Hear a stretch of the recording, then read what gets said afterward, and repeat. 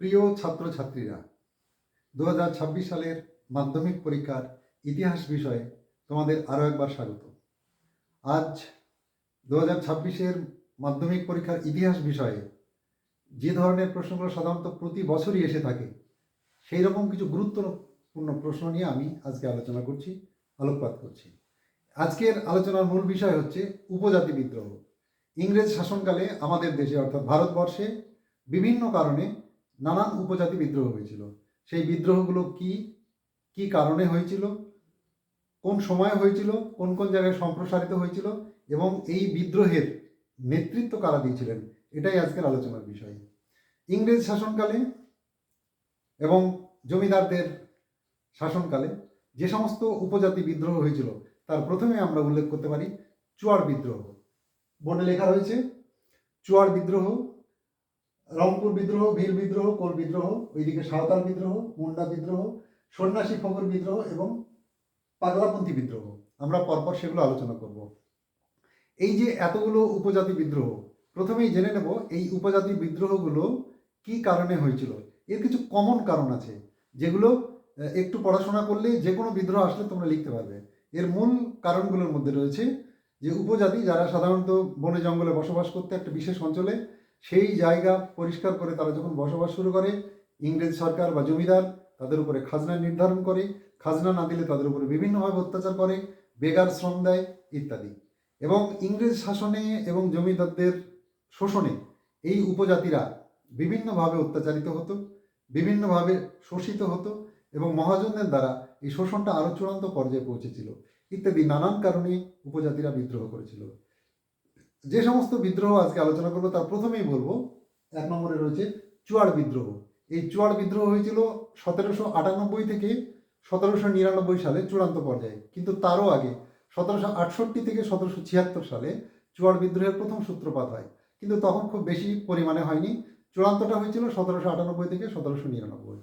এই চুয়াড় বিদ্রোহ কোন কোন অঞ্চলে ছড়িয়েছিল এটা আমরা জানি। মেদিনীপুর, বাঁকুড়া, পুরুলিয়া, ধলভূম, ঘাটশিলা, জঙ্গলমহল ইত্যাদি এলাকায় এই বিদ্রোহ শেষ পর্যন্ত, এই বিদ্রোহ কেন, প্রত্যেকটা বিদ্রোহ শেষ পর্যন্ত ব্যর্থ হয়েছিল। তাদের বিদ্রোহকে ব্যর্থ করেছিল ইংরেজ প্রশাসন এবং প্রত্যেকটা বিদ্রোহে শেষ পর্যন্ত ইংরেজদের কাছে ব্যর্থ হতে বাধ্য হয়েছিল। এই যে চুয়াড় বিদ্রোহ, এই বিদ্রোহের নেতা ছিলেন জগন্নাথ সিং ধল, দুর্জন সিংহ ইত্যাদি। তাহলে আমরা উপজাতি বিদ্রোহের প্রথমেই চুয়াড় বিদ্রোহটা অবশ্যই নজর দেব। সেটা প্রতিবারই প্রায় ছোট বড় মাঝারি যে কোনো ধরনের প্রশ্ন আসে।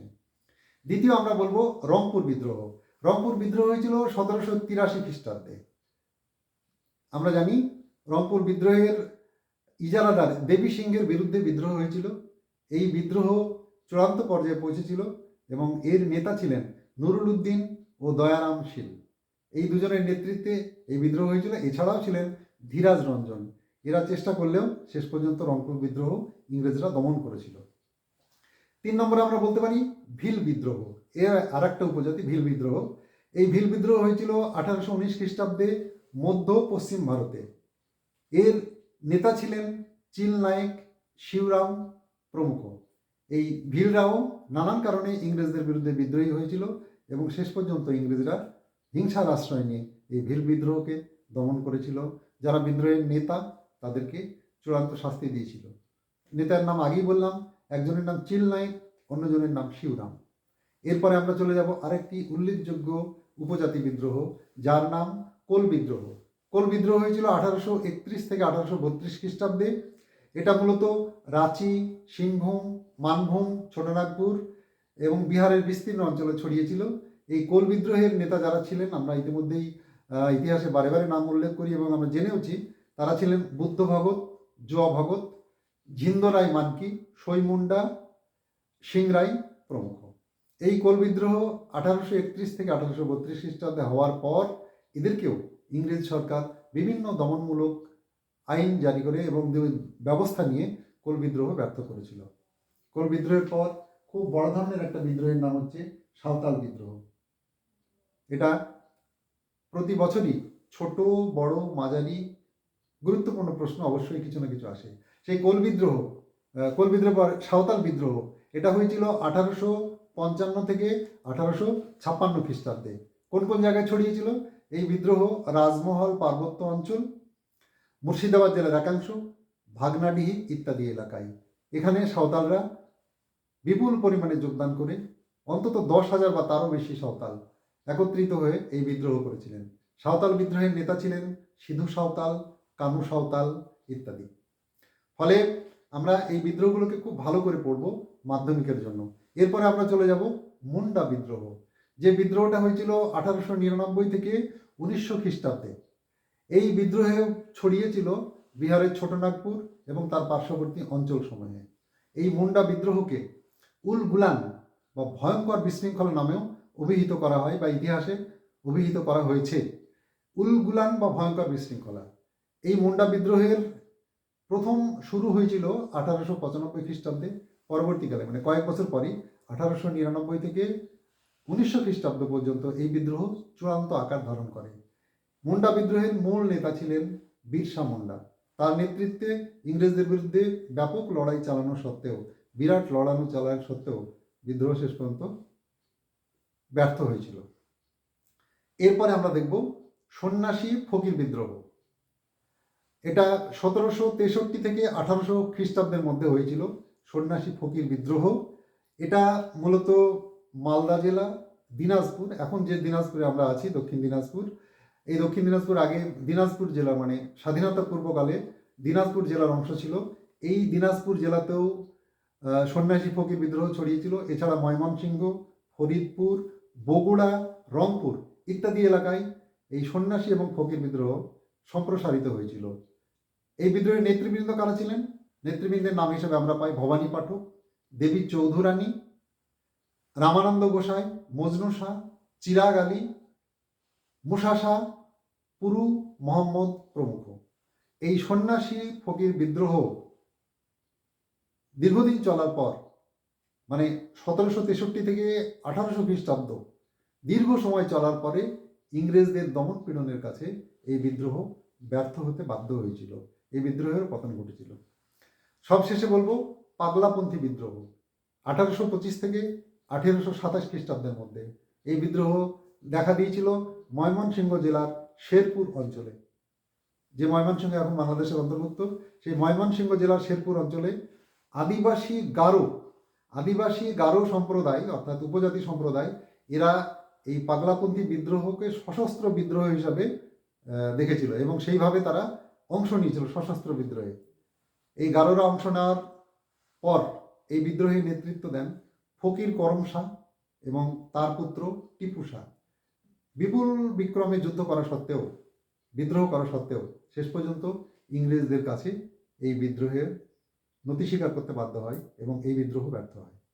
অর্থাৎ যে বিদ্রোহগুলো আমরা এতক্ষণ বললাম এগুলো মাধ্যমিকের 1 নম্বরের প্রশ্ন আসতে পারে, 2 নম্বরের আসতে পারে, 4 নম্বরের আসতে পারে এবং কম বেশি আসবেই, একাধিক আসবেই। প্রত্যেক বছর আসে, এবছর আসবে দৃঢ় বিশ্বাস।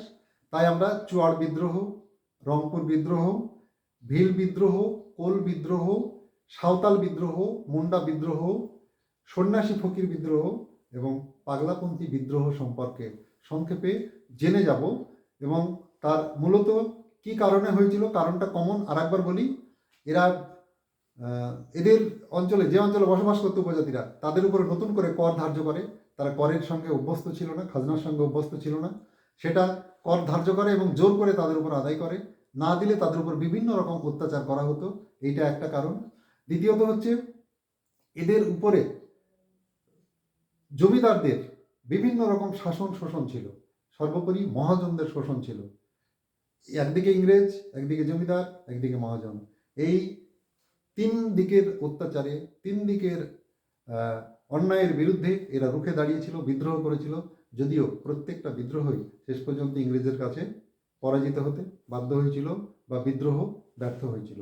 এই বিদ্রোহ তাহলে আমরা দেখব বিদ্রোহগুলোর নাম, কোন সময় হয়েছিল, কোন কোন অঞ্চলে হয়েছিল, কি কারণে হয়েছিল এবং এর নেতৃবৃন্দ কারা ছিলেন।